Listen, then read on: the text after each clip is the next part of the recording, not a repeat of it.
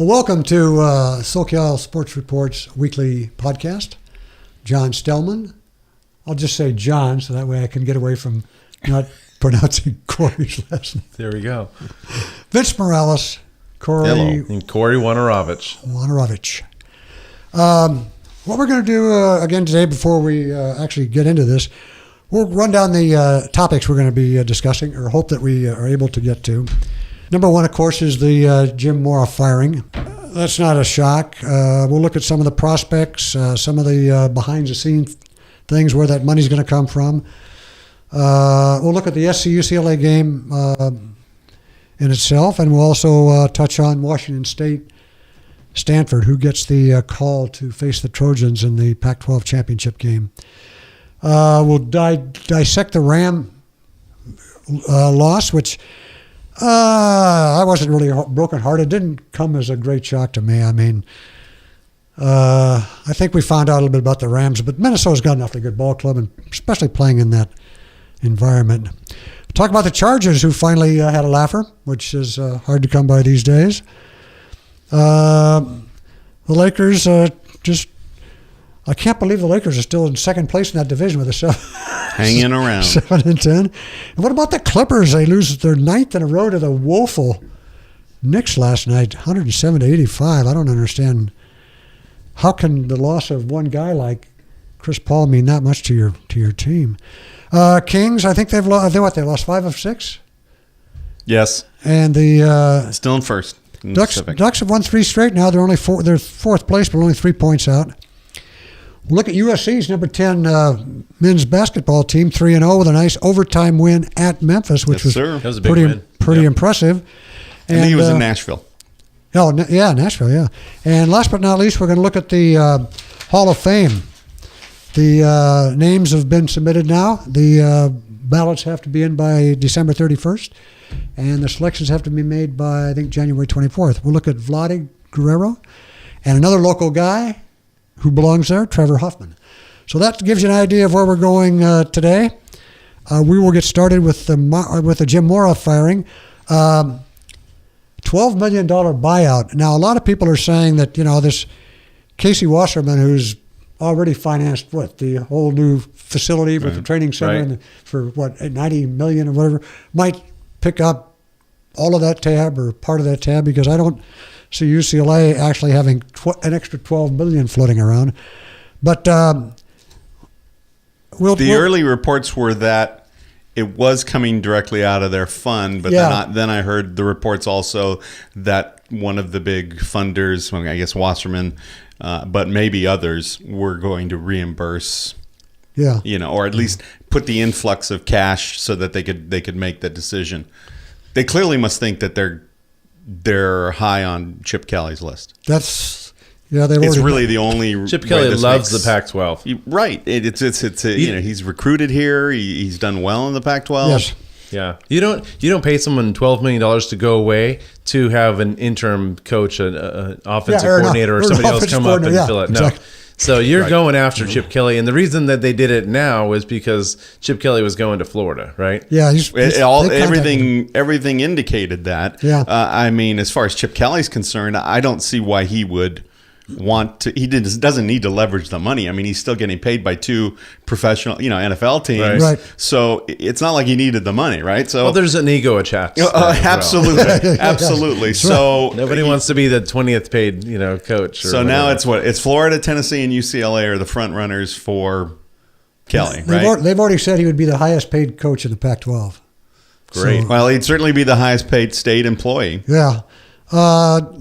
Does he mind taking a backseat to USC? This has never really been a UCLA town consistently. Well, we've talked about this, always, and it's not just taking a backseat to USC. It's taking a backseat to the Dodgers, the Lakers. Well, that's true. I mean, and now 2 professional teams in the city. UCLA has a much loftier opinion of themselves and their program than the reality indicates, and so if Chip Kelly's coming, he needs to understand that, you're going to be the top dog for a while. You're going to be sort of the shiny new toy. The shiny new toy. Right. But when things get tough, let me tell you though, he is a master recruiter.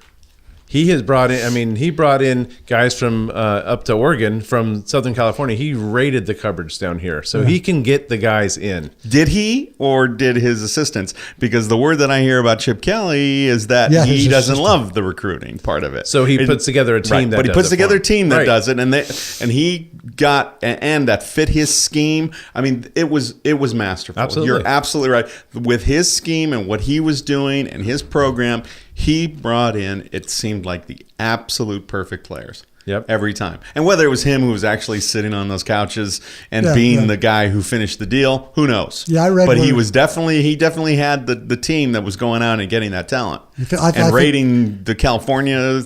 Yeah, they were just killing the West Coast. Oh, absolutely. Yeah, I think I heard one of his, forgot which it was, one of his coordinators, I think, was a key recruiter there. But he'll probably get all his boys. He'll put the band back together. Watch him. Same staff. What was he, 47-7 or something like that up in Oregon? 47-5, I think. Yeah. I don't think he lost. He didn't lose a lot of games, right? Before he went left. Being a UCLA fan, I'd love to see it. Finally, get a big name in there, someone that can actually maybe change the current a little bit in Southern California collegiate sports. Right, and now the facilities, right? Under Armour money like crazy. Yeah. Well, not that you want to really hitch your horse to Under Armour, who God knows where that company is headed.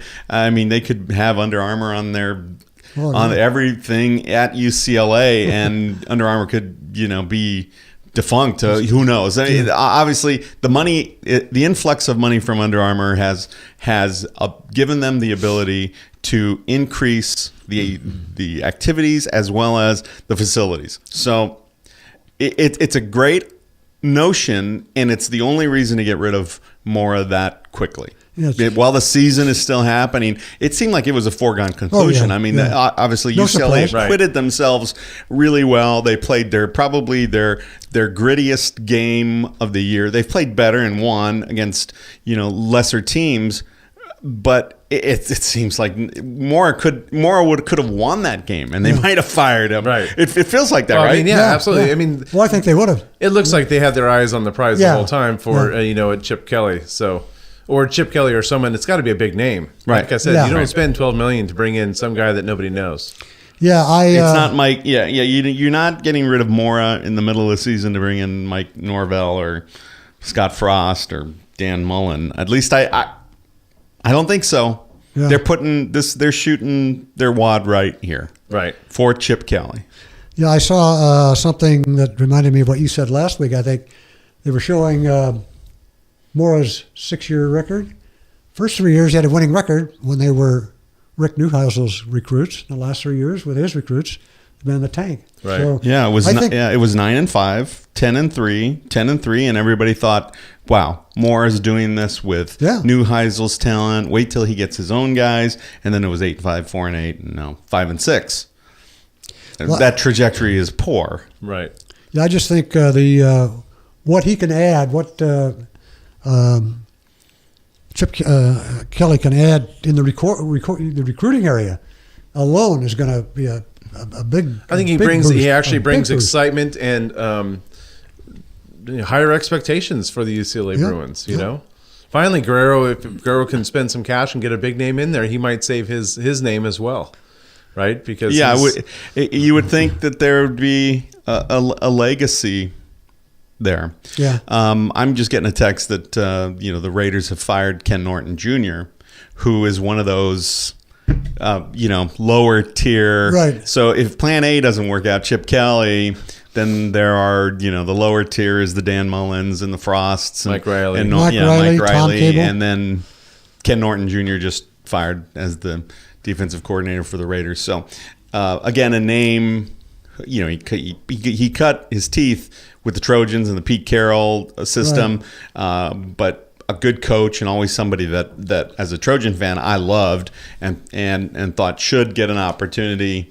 But That's not. It's just not what UCLA wants, Right. right? No. I mean, it's like it's nice, it's great, but it's more along the lines of You need a marquee guy. That's a with- that's a That's new a tier Heisel, 2. Durrell. Yeah, exactly. Yeah. It falls Yeah. right in line with everything that hasn't worked so far. Exactly. Yeah. Exactly.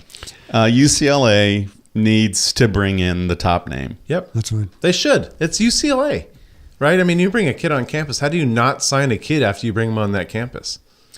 Exactly. It makes no sense. Especially to me. especially with a new facility. Well, Yeah. well, and as a Trojan fan, I'll say this: it's because the AD is washing the golf balls of Steve Alford in the basketball program. Right. So does Chip Kelly want to be?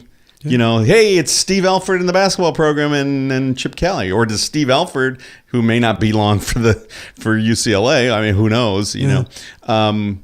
Will anybody want to come in to torpedo sort of the chances of your basketball program by bringing in this larger than life character like Chip Kelly and then start shifting it over to the football program? Right. For me, everybody at UCLA believes that they can be both. They have not proven that they can be both. USC has never been both. They've had some good programs in basketball over the years. Have never won a national championship, and it's sort of the same way with UCLA. It's sort of the equivalent, Right. Just the opposite. the equivalency of the UCLA football program. And sometimes you just have to say we can be one thing, but we can't be both. Right. At USC, we hate it. We hate that we have a basketball program that can't quite be there. This year, ranked 10th. Yeah. So it's one of those things where any football coach who comes into UCLA has to know priority one at that school is basketball. The alumni might be chirping in his ear, though. Like, hey, we need to get someone in here because our football team's atrocious and it's an embarrassment to the university and the alumni. So they might be in Guerrero's ear just saying, hey, we need to get us Chip Kelly. There's no question. There's no question. Having to beat Cal, this weekend just to get a third tier So bowl they can game. get the Salsa bowl. right, exactly.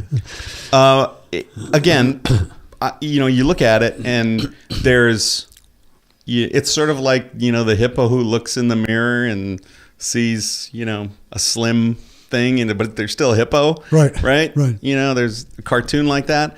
UCLA looks in the mirror and sees that beautiful program in football, but the reality of it is they've had 3 offensive coordinators in 3 years. Jim Mora was, not their first choice, right? Right. Because Chris Peterson was the big hire. Right.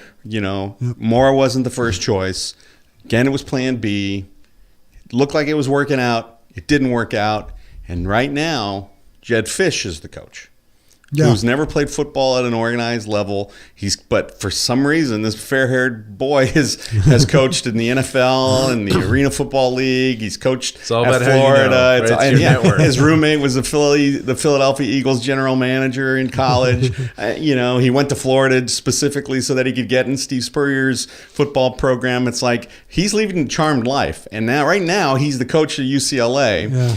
And Good for him. Yeah, God bless him, right? God bless him. Okay, good luck. But from the other side of town, we go, Jet Fish sounds just about right for the Bruin. Yeah. Let's elevate him. But it's got to be Chip Kelly, or Yeah. it's not a success. Well, the other question that leads to this, with Chip Kelly is, does Rosen stay? Right? Well, I don't think there's any way Rosen stays. No, I think he's gone.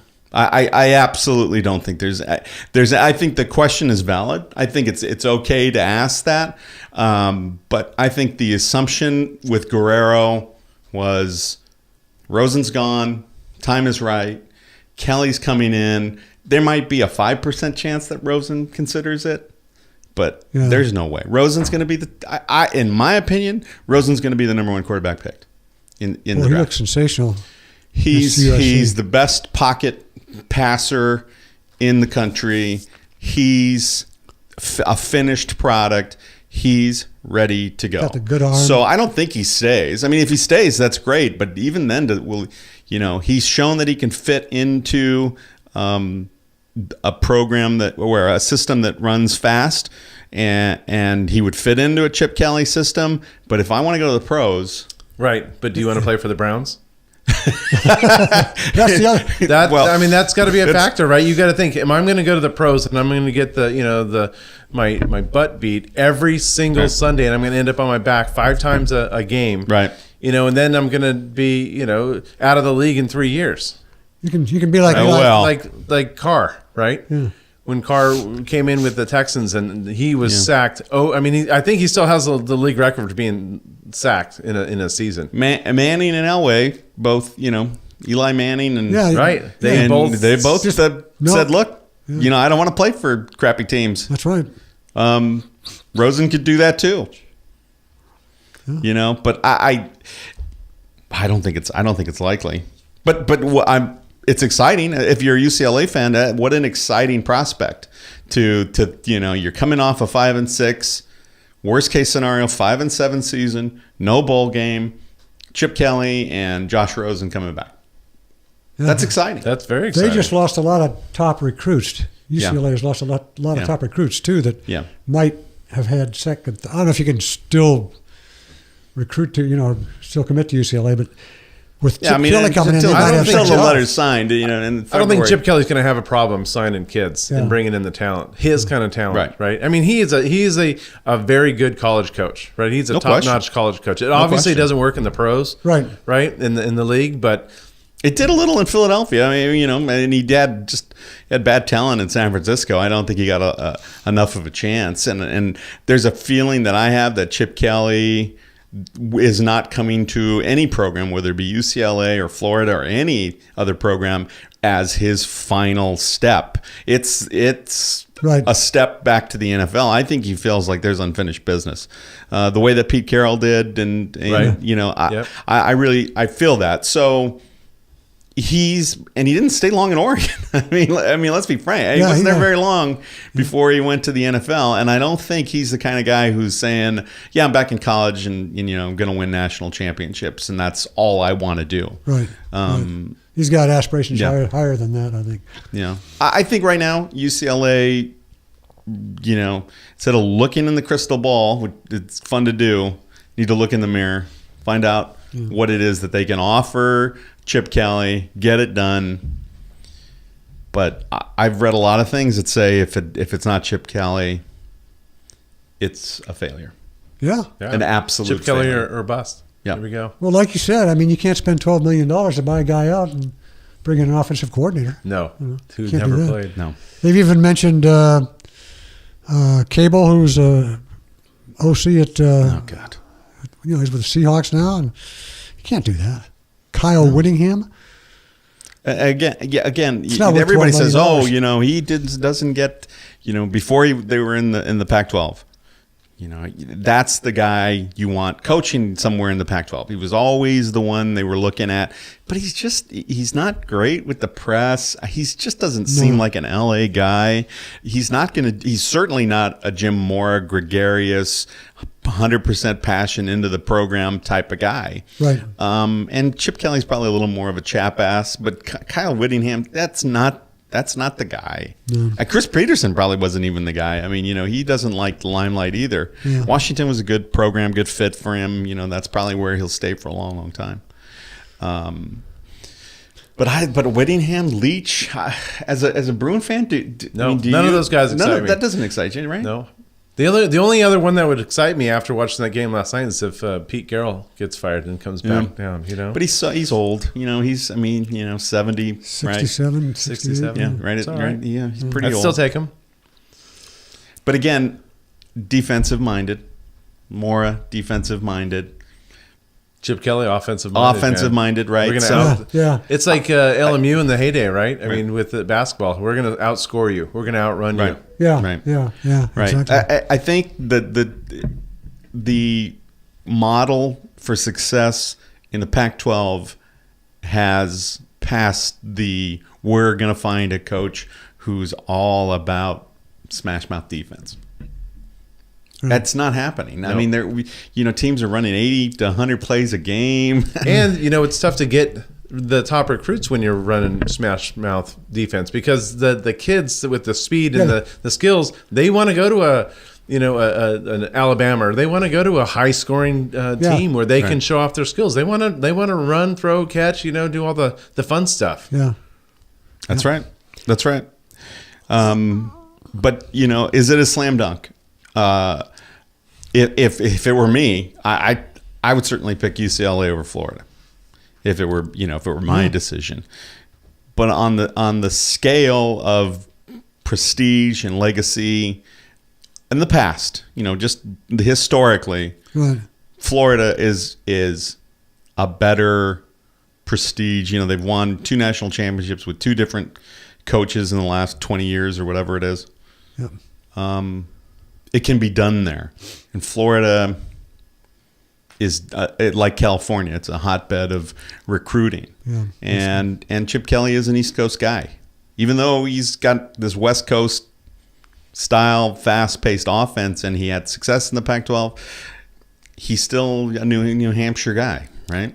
Yeah, I think if they don't get Chip Kelly, it's going to be a big letdown. Absolutely. Big letdown. I agree with you 100%. Somebody stuck a pin in the balloon. And That's it. It'll be a loud pop, though. It won't be a foof. Yeah, it'll be quite, We heard around the world. we've talked a little bit about USC and UCLA. You talked earlier about Rosen looking like, maybe the number 1 pick and the best quarterback out there. He's the most polished. He is. He's absolutely a guy that, a year from now, 10 months from now, I could see him leading an NFL team. There's just no question about it. As a USC fan and a fan of Sam Darnold, I don't see that when I see Sam. No, he's not a polished guy. I mean, he's got a pretty good offensive line, and that clock in his head just starts ticking. He's got happy feet, man. He's got the happy feet. Yeah. He likes to throw off of the back foot, which you can do when you've got college competition, because he's got such a strong arm. But that's just not going to happen in the NFL for Sam. And so anybody McShay, is it McShay that's got him? I don't know. One of them, either Kuiper or McShay, has him as their number 1 overall quarterback. I don't see it. Yeah. I don't see it. I think there's a lot of they sort of equate him to a Ben Roethlisberger, but for a seasoned, polished pocket passer, Rosen is it. Yeah, he's by leaps and bounds. Yeah. Sam Darnold has not proven to me. It's great that he's got the escapability, and at the next level, you sort of need that, like a Russell Wilson or a Ben Roethlisberger. Right. But even Ben Roethlisberger is not just flying out of the pocket. He's standing around and shrugging guys off in the pocket. His feet aren't happy. Yeah. Sam Darnold is not quite there. Kirk Herbstreit said a couple of times, this weekend, he needs another year. He does. He needs another year. Yeah. It's tough to stay another year, though, if you're looking at, Absolutely. hey, I'm going to get paid. And, no question. You go to college to get a good job, right? A good paying job and secure your future. That's a pretty good job. You're going to get paid. If you're, first rounder, it's guaranteed money. I mean, you're going to get paid and you're going to be able to take care of your family. That's generational money. Yeah. Right? So that'd be a tough decision to make. Would be. It's tough to sit in a classroom when you know that there's guys that are, there's guys playing in the NFL right now that are not as good as Sam Darnold. Yeah. Right? Right. But then there were guys that were realistic, like a Leinart, who sort of saw the writing on the wall of what he would be considered in a draft after his junior season. Right. And came back because it was his dream to be a USC quarterback, just like Sam Darnold. He dreams of and has dreamt of being a USC quarterback, and it could happen. But if I were advising him, I would never tell a kid who's going to potentially be a top 5 or at the worst top 10 pick to stay. I mean, that's right, because you're not going to get better. Injured, you only have a risk. There's only risk. Yeah. No, there's absolutely only risk. Yeah. But there's also that part of him that may, and again, it's all, the homer in me says maybe he wants to try and win a national championship. Maybe he wants to go for that. Right. I don't think he stays. I don't think he stays. I agree. Like Herb Street says that he's not polished and finished enough to be an NFL guy. No, I think he's got good protection, and he's still moving his feet too much. Yeah, he's still moving around a lot. We're looking at the Pac-12 championship game coming up. Looks like it. Washington State's going to have to beat the Huskies in Seattle. Right. They're a 9-point dog, or else Stanford comes. The scheduling guys didn't do Stanford any favors. They play Saturday. Right. They're a 2-point dog to Notre Dame at home. Then the championship game is the following Friday. Right. While USC has that nice fat bye. Right. So I really would like to play Washington State again, but I don't think that's going to happen. I don't see them beating the Huskies in Washington. If the game was over in Pullman or wherever they play those games, they're not going to beat them in Seattle. I don't think. Washington can't win the title, but they've still got the pride. It's a big state game, It's the Apple Cup. It's it's you throw the records out, as they say, well, right? True. I mean, UCLA was a 16-point dog at the Coliseum. He hung in there the entire time. Yeah, and the difference was a trick punt return. Yep, exactly. So, right? I mean, I'm not discounting. I'm not counting Washington State out. Oh, I'm not either. I just I might even take that 9. Yeah, that 9. They're going to put up points. Takeaways from the Ram-Viking game. I know this is a SoCal Sports Report, but I'm a Minnesota Viking fan, so. Well, they played the Rams. That'll connect you. Yeah.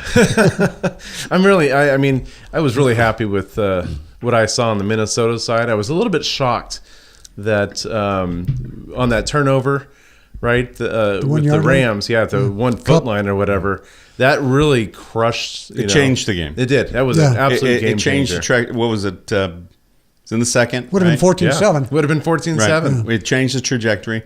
Cooper Kupp also dropped a pass, a 3rd and 10 pass late. Again, a couple of bad breaks and uncharacteristic that hadn't turned the ball over in 4 games, I think. Right. So that was surprising. But Kupp is he's a rookie. He's a rookie. Yeah. Eastern Washington, not the same kind of hitting going on in whatever conference Eastern Washington is in. I don't even know what are they in them. I don't know. But the the Minnesota Vikings defense is for real. Right? Absolutely. Oh, yeah. Absolutely. And that just goes to show you that the defense a great defense will come a great offense, because the Rams were rolling. Right. They made adjustments. I mean, the Rams scored on their first drive. Yeah. Oh, absolutely. Gurley looked like, he was going to be running well. And then the Vikings just, made a couple of tweaks and adjustments, got that good break with the fumble. And all of a sudden, that defense just started to exert their authority. I think if they make the playoffs, which I think they will, I think the Rams got a pretty good idea of what playoff football is going to be all about. Oh, for sure. Loud crowds, intimidating crowds. We may get a rematch of that in the playoffs. Very well could. Yeah, and it would be in Minnesota. Minnesota, yeah. I mean, it depends on how the season plays out, of course. Yeah. The good news for the Rams is they lose no ground, because Seattle lost. Seattle gave lost away as that well. game last night. Gave it away. Oh, Thanks my for goodness. I look at the Rams' schedule and 10-6 looks reasonable, and if they can beat Seattle, it's maybe 11-5. I think Seattle's beatable. And Seattle keeps losing pieces. Well, they've lost Sherman. Now they've lost Chancellor. Yeah. Those are 2 big pieces in that lineup. Yeah. So the good news for the Rams is they saw what a very good defensive team, what a team that's a playoff team and a playoff atmosphere is going to look like, and they didn't lose any ground. Is that just another knock on Fisher, because Case Keenum goes over to Minnesota and he's a 3rd stringer coming in, and all of a sudden and the Vikings defense is probably good. I mean, really good, but maybe not as good as the Rams defense last year. Right. Yeah, that's what I was saying last week. Jeff Fisher, I hope you're comfortable, Yeah, spending all your money. watching your kid Right. play college football in Montana, Because that's where you'll be for a while. Right. Well, the Chargers finally had a laugher. They were on the right end of a laugher. Yeah, that was great. Yeah, they ran into a dumpster fire Oh, yeah, what of a team, Yeah. know. Oh, my They're- God. They're a train wreck. That was phenomenal. I just absolutely loved watching the Chargers dismantle that. Making a quarterback change when it's not your best quarterback because you're going to take Tyrod, out and put in a guy, Nathan Peterson. So dumb. And so he comes out and he says, Tyrod's our guy. And then the very next day he says, well, we're making a change to Peterman. Beg your pardon? What? Right. What has he done? Okay. You really okay. Is that the owners? Is that the owner saying, "Hey, I want to see what we have"? The here? owner, general manager, I guess, maybe. But they were. He changed. They were fine. They were fine. Right. And then all of a sudden, he says he's going to play Tyrod, and then says no, it's going to be Peterman. And then, oh my God, he just pooped his pants, didn't he? Yeah. He Oh should my have said, God. "Hey, we're going to let Nathan play until he throws his 5 interceptions. Then we'll put Tyrod back in and try 5 and interceptions get in back the into the first game." I was actually pretty happy about that, having the Chargers defense. Chargers are only 2 games out of the lead in the I West. know. It's the crazy. Weak West. 500 might win. They that might division. 8-8 might get him in there. Yeah, and how many close games did they lose? Yeah, and again, that's going to come back. That Right. is going to come back to haunt them because so they're at Dallas. Dallas is going to be hungry. I mean, that's a hungry team. I don't know if they can be hungry and still win though. It doesn't matter how hungry you are. You're right. You're right. Right? If They're good hungry enough, every week, right, and yeah, they they're just don't look good. Right. If they're not good enough, so maybe they win there. Then it's Cleveland. It's a walkover with Cleveland at home. Right. Yeah. And then the Skins. That's That's it's winnable, but it's not a total slam dunk. No. And then they're on the road to Kansas City. Kansas City lost to the Giants. I know who'd have thought that? And only scored 9 points. I had to triple check that to make sure that score it's was correct. Wait a That was minute, a is that a Yeah. first quarter score? Right. That's what the NFL's just wacky this year. In that Kansas City team, It's unbelievable. to where they were when they beat the Patriots and opening night, and to that performance, I mean, oh my God, shocking. So that again, they could be catching Kansas That's 3 City at wins the right right there. time. Yeah, and then at the New York Jets, and then Oakland, who has been just. That looks like 5 wins to me. It could be, yeah. They could, it could be even better than 8-8, Yeah. right? Possible. It could be 9-7 if it's 5 wins. And every one of those is winnable, actually, if you look at it. Not that they will. Toughest Not that one they'll is sweep. Washington, Yeah, right? they've been the most consistent. Though at Kansas City, if they get their shiz right, Yeah. right. That could be a toughie, though. Depends on the weather. Alex Smith Yeah. doesn't do well in any cold weather, man. Yeah.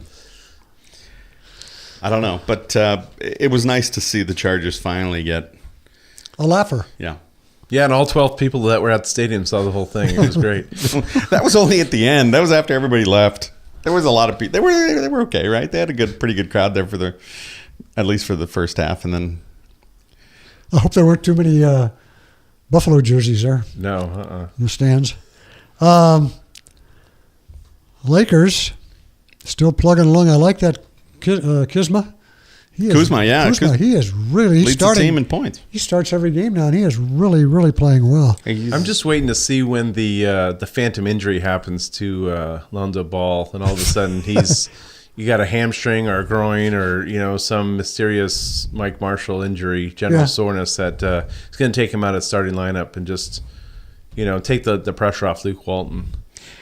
Yeah, but I look down that lineup and think, Who else? Yeah, who's going to be the point guard? I mean, Jordan Clarkson, but Jordan Clarkson has proven that he's a little bit better off the bench, and Ball still needs the minutes.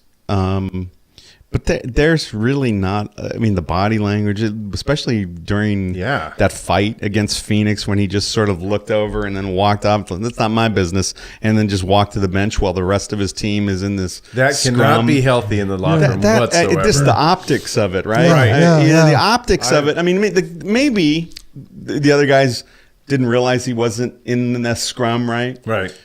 But. They got to keep. There was a meme and a GIF of it afterwards, and it's got the optics of it afterwards are like, geez, dude, come on. I think, maybe the real colors are showing, right? Yeah, we'll see. He's right where I thought he would be. Like 9, 7, and 7, right? Yeah, he had pulled down 16 rebounds last night. He's right where, but. The thing is that the shooting is just so poor, and even for the crazy Laker fans who think that, hey, they're winning some games, maybe they can sneak into the playoffs. There's a lot of teams that are losing. I mean, the Clippers are down. There's a lot of people. OKC is down. Maybe they can sneak into the playoffs. It's like with a point guard who shoots 22% from three, it's only going to be worse in the playoffs. Inconsistent. He's way too inconsistent. Yeah, you can't. Yeah. If you take away the 3 games that he actually shot well and put up some double-digit points, he'd be averaging 6, 2, and 2 or whatever. Yeah, has a triple-double, and then he'll have 2 points and right. How do you have 2 points? 3 turnovers. The guy at halftime that shoots at halftime has more points than him. For me, I look down, just look down the stat sheet, and the defense needs to be more consistent. The rebounding needs to be more consistent. You can't have your point guard be your top, pulling down more rebounds than Brook Lopez. Exactly. Right? Yeah. Right. Yeah. It's like that doesn't work that again. way. I guess that's the new modern, stretch 5 guy, right? He's shooting threes, so he's not getting, more, a lot of rebounds. Well, get him on the, on the defensive side. Okay, so you don't get an offensive rebound. Get him on the defensive side. What does he got? He's got 4.8 rebounds per game in 24 and a half minutes. Kuzma has 6.8 rebounds per game in 31 minutes. And Lonzo's got 7.1 rebounds per game in 33 minutes. To me, it's just unbelievable. So, who's got the most minutes? It's KCP. So it's Kentavious Caldwell-Pope, and then Lonzo and Ingram. And Randall's still only playing 21 minutes a game. 21 minutes a game. Jordan Clarkson, 22 minutes a game. They're still trying to find their way. The fact that I guess it's a good thing they haven't lost 10 of 11 or 9 of 10 unlike the Clippers. But the Clippers are going to get better. They're going to get guys healthy, right? Yeah. Gallinari's kind of going to come back. I don't know when, but he's going to come back. Beverly was out hurt, right? Yep. Yeah, there's another one that was hurt. 9 straight. 9th straight to the Knicks. The Clippers, they're going to get healthy, right? They'll get healthy, but everybody's gone. I mean, Lakers and Clippers both need Chip Kelly to come to town so they can have people not focus on their horrible records and their poor play. Right. That's right.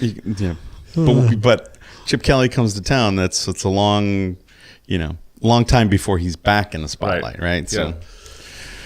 So everybody's still going to be focusing on the crappy Clippers and Lakers.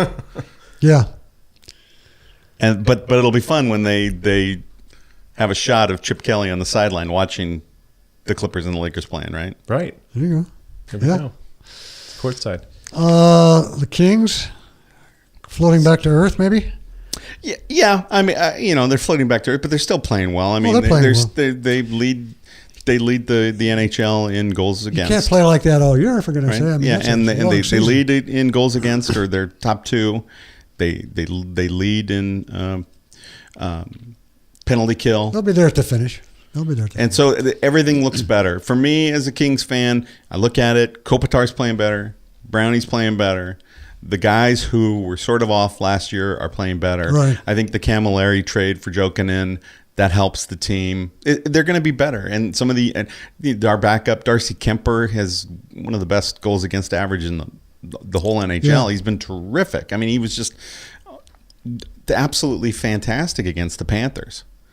And then you see Jonathan Quick just get lit up early and have to be pulled against the Vegas Golden Knights. That's a good. That's a good team. I mean, as far as expansion teams, and we talked about this when that draft was coming, and we were looking and just going, "Oh my God, there are so many good players." Right. And if this GM plays his cards right, that's going to be a pretty good team. I didn't think they were going to be this good, but that's the best. They developed a really good roster. That's a great system that the NHL put into play to stock that team.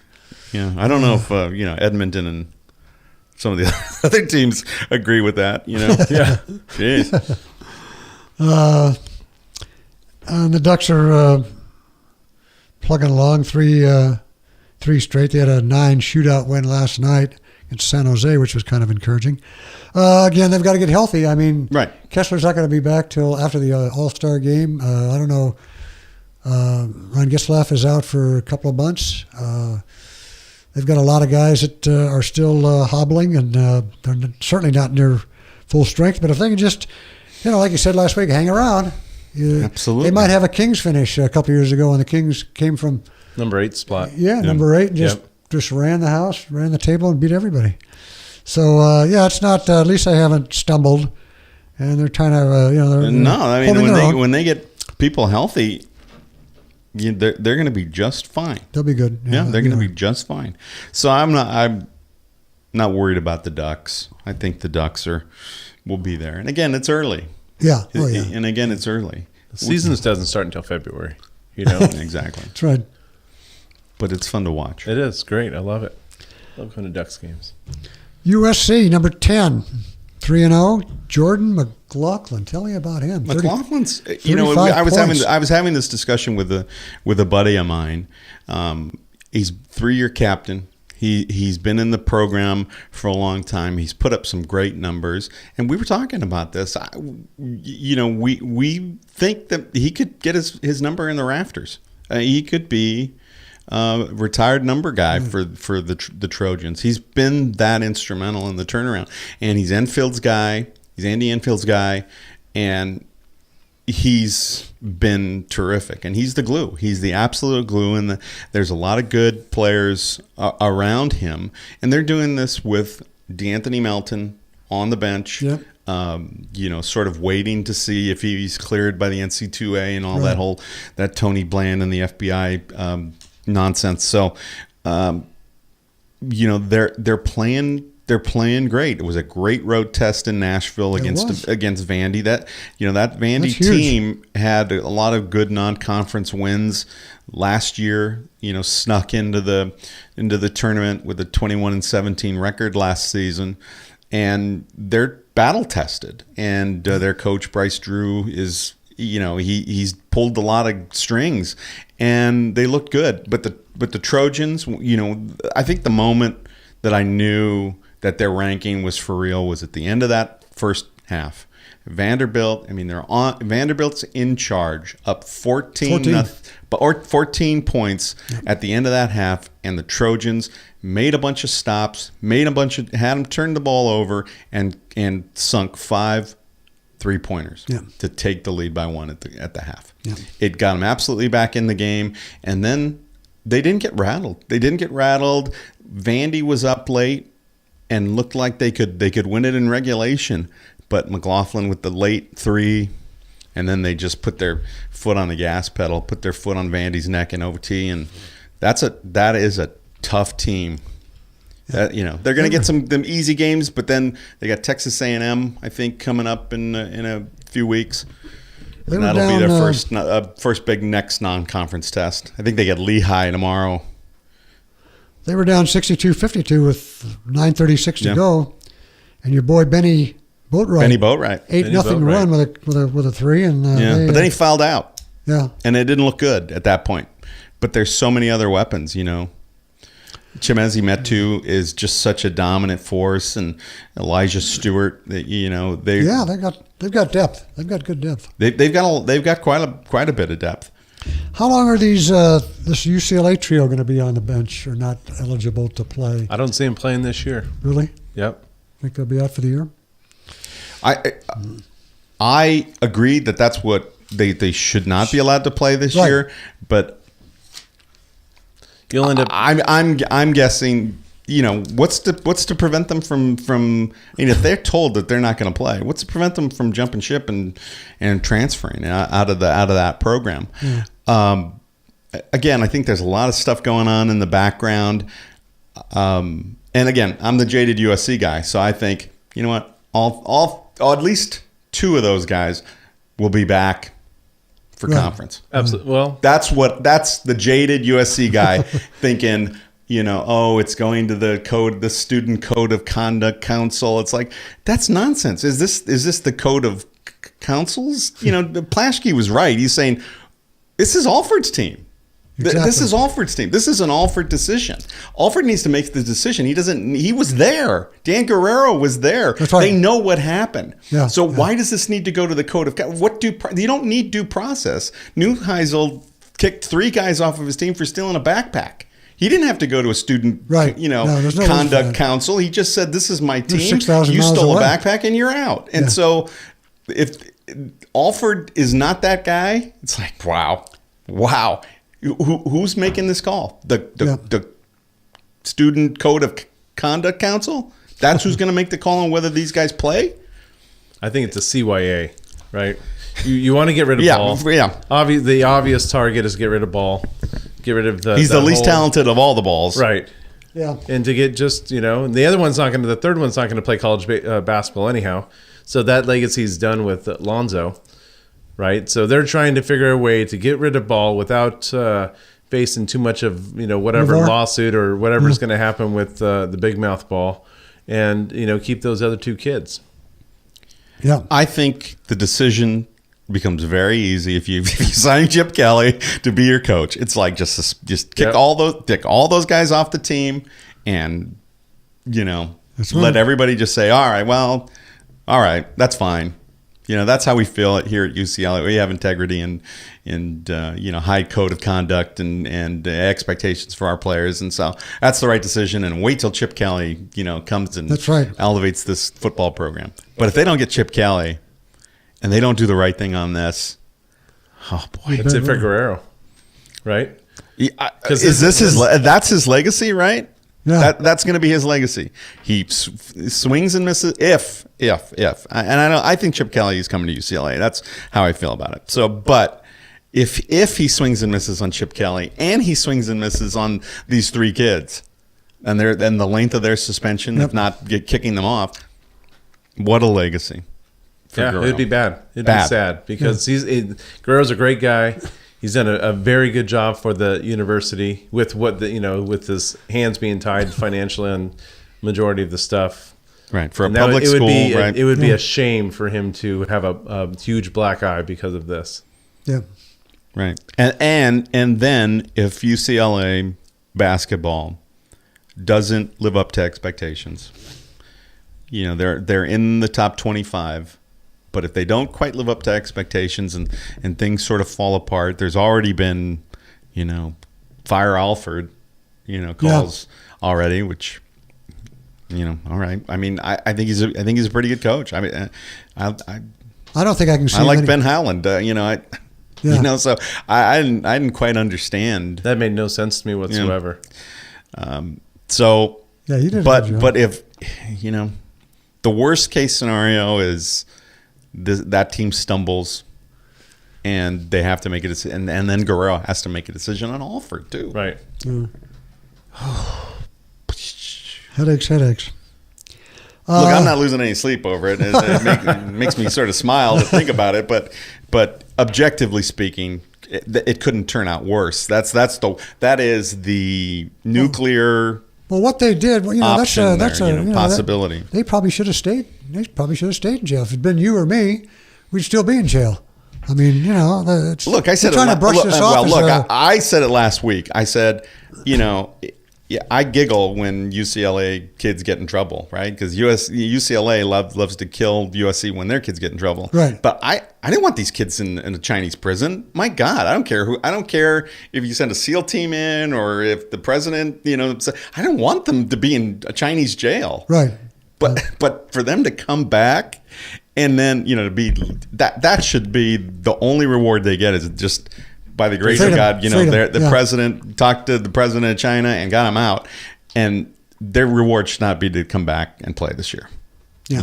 There needs to be some punishment, and I didn't get that tone out of that press conference. That tone was they're young, they made a mistake. Yeah. Let's see, they're going to pay their dues. We're going to do the right thing. The Student Code of Conduct Council is going to, investigate. It's like, wow, that does not sound. And again, some of that might have been just like, let's just postpone doing something really volatile until we figure out our football issues. It might be. Yeah. Hey, man, put this on the back burner. Right. You guys keep winning. Right. Basketball. Win with 8. Right. Right. We'll figure out the football thing and then we'll revisit this. Right. And strategically, if that's what it is, that's fine. Right. And if if they end up doing the right thing. We can bury this story on page 9, instead of the front page because we've just, had a major sign. Might work. It might work, except that you're always going to have, for the next several years at least, a ball, big mouth ball attached to. I don't think so. I think this is the end of it right here with the balls. I think by January, balls off the squad. We don't have any connection with UCLA and the Ball brothers. You don't think LaMelo's I thought LaMelo was a better player. LaMelo was a better player. Right, but he's not going to college. LiAngelo. What's he gonna? He's gonna go play overseas. Europe. He's not even playing high school anymore. That's right. He's being homeschooled. Yeah, right? he's being homeschooled in China, right? Signing autographs. Yeah, homeschooled. Well, it's what? I mean, maybe that was a geography day. Yeah. I don't know. All right. Hall of Fame. Big Vladdy Daddy.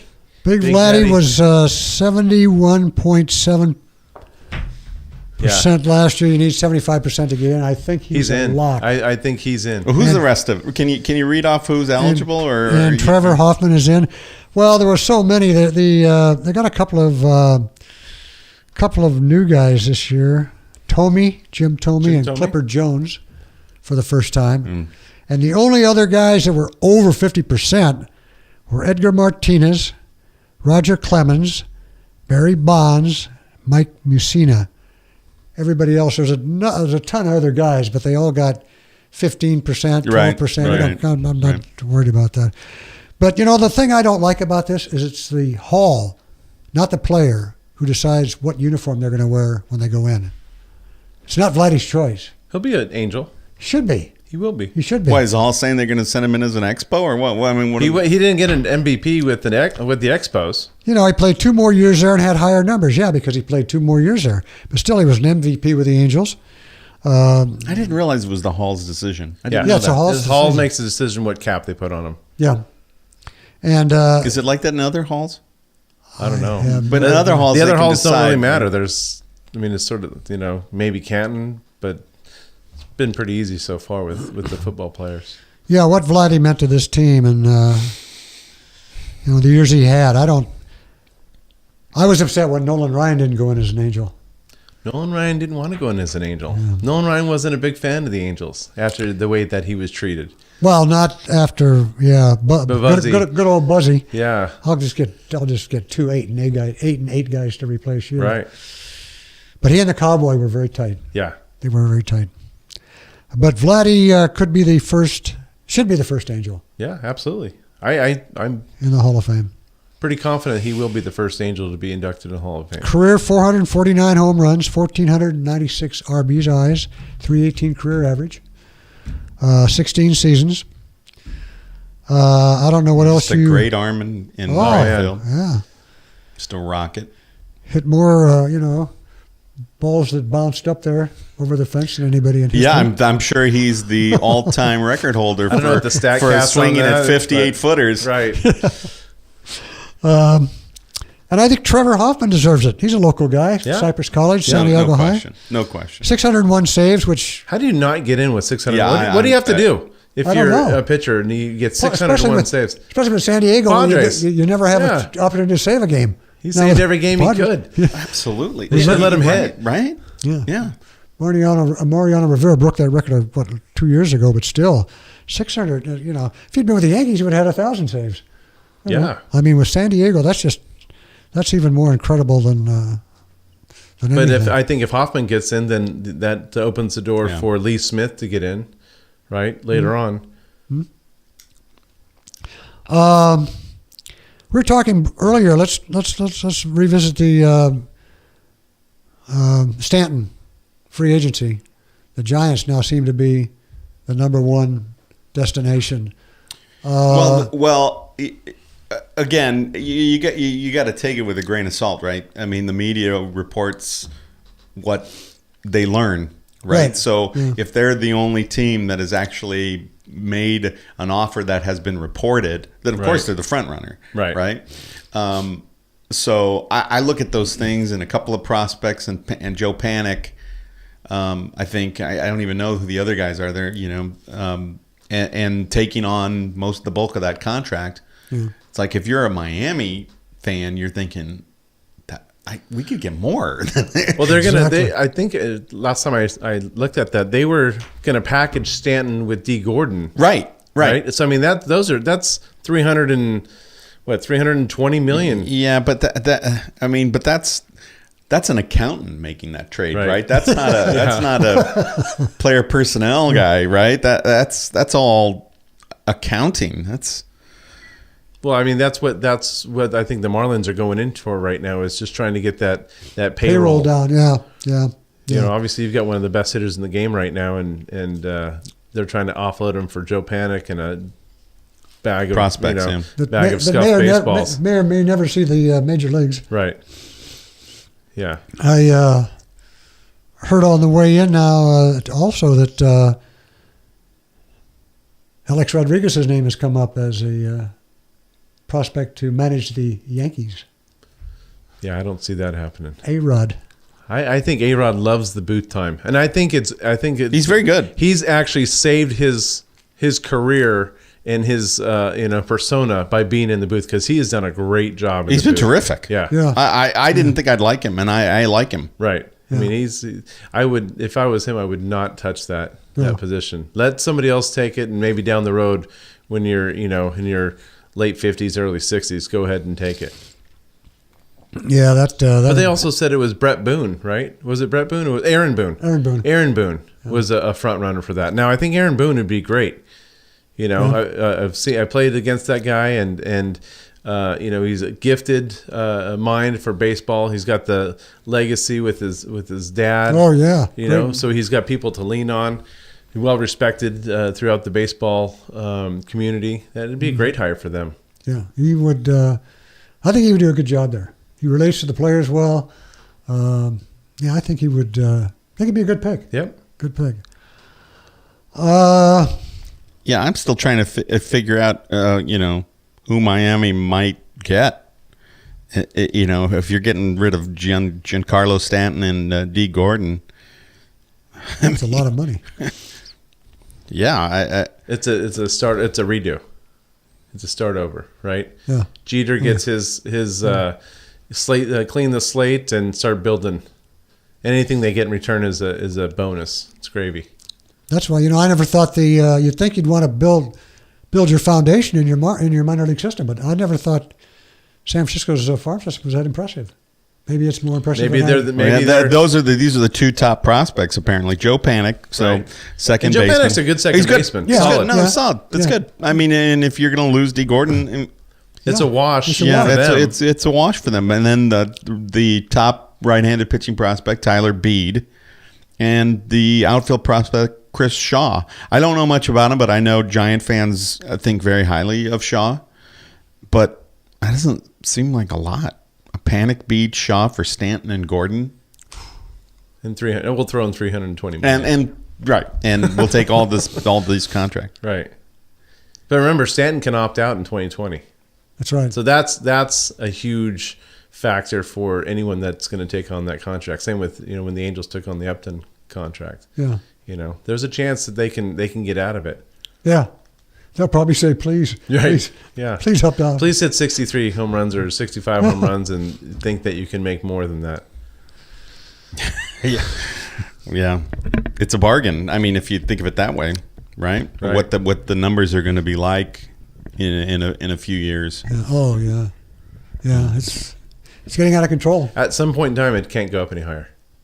At some point in time, it's got to topple. Those are famous last words. I We know. always say things I know. like that. Trees can't grow to the sky, right? But they do, right? Yeah. And you'd think that economically,